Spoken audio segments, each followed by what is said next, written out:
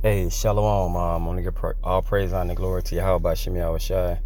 Double honors to the apostle of the great millstone that rule and teach well. Peace and blessings and salutation to Yakim throughout the four winds, pushing his truth and sincerity.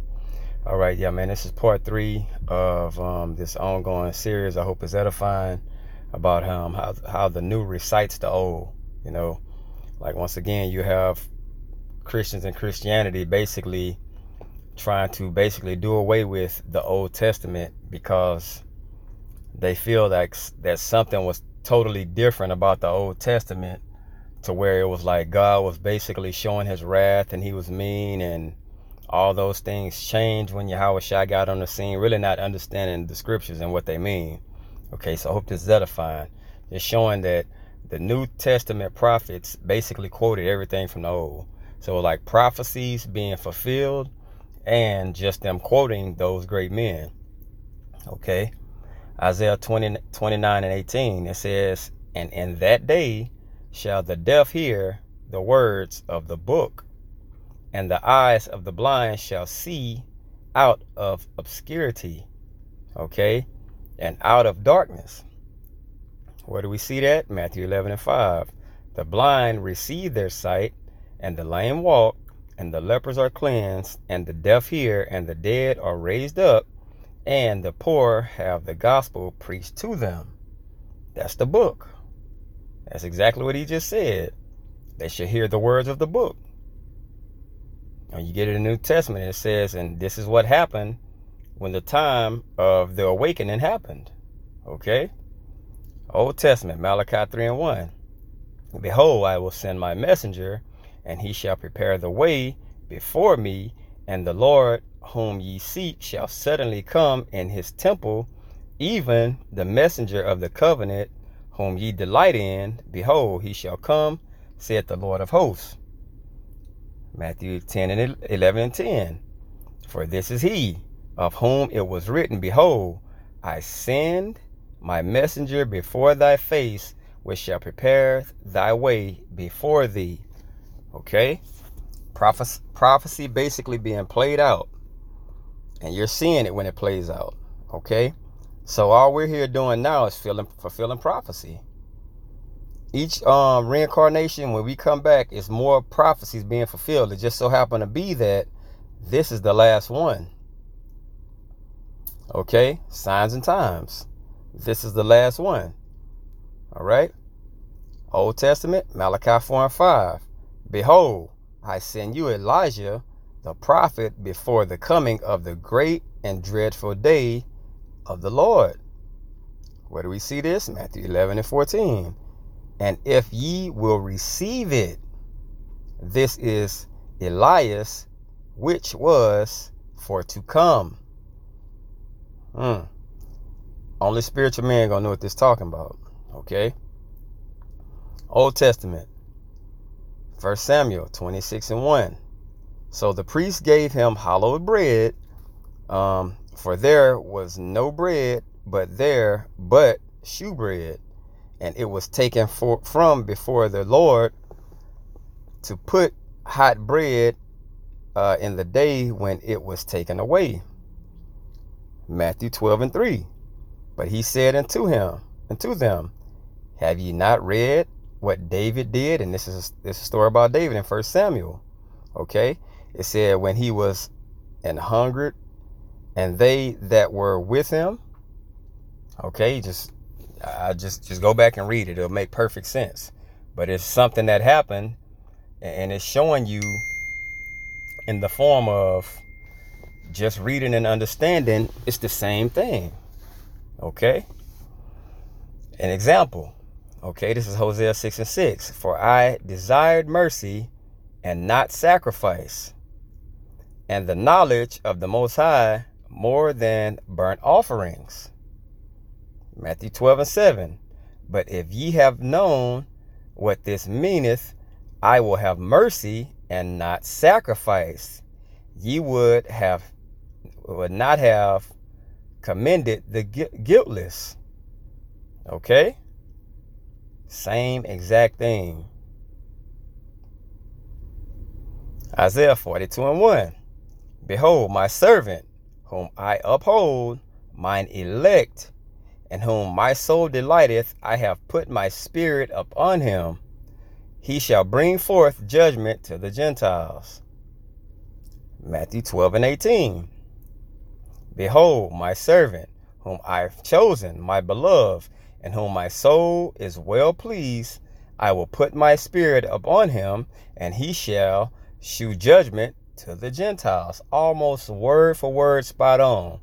But I thought that the New Testament was done, the Old Testament was done away. That everything was different in the New Testament.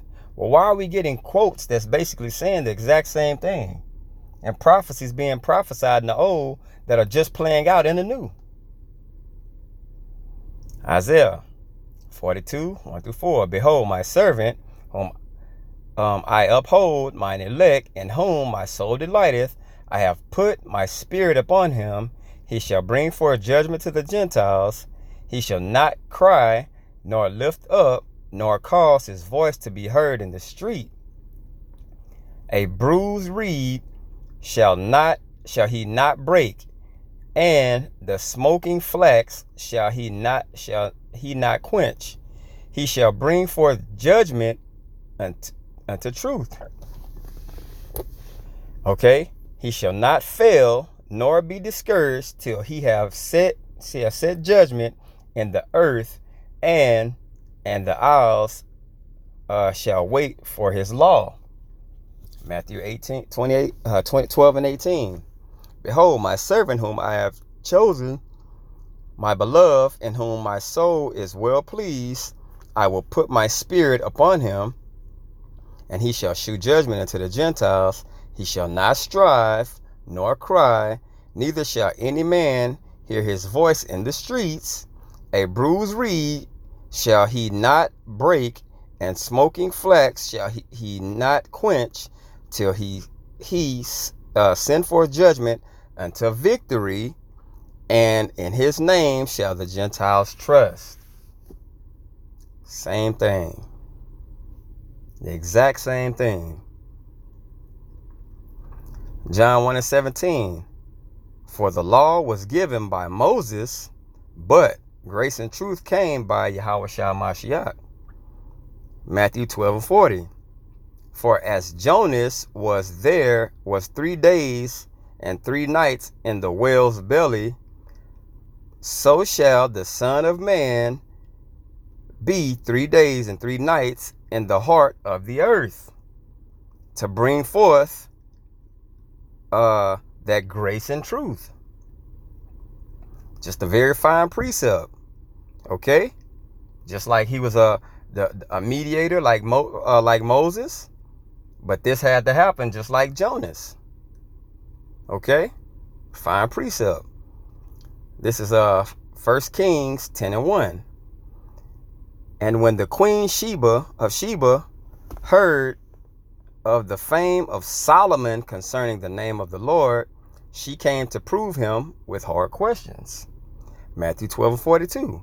The queen of the south shall rise up in the judgment with this generation, and shall condemn it, for she came from the uttermost parts of the earth to hear the wisdom of Solomon. And behold, a greater than Solomon is here. Figure that one out. Figure that one out. This is Isaiah chapter 6, verse 9. And he said, go and tell this people, hear ye indeed, but understand not, and see ye indeed, but perceive not.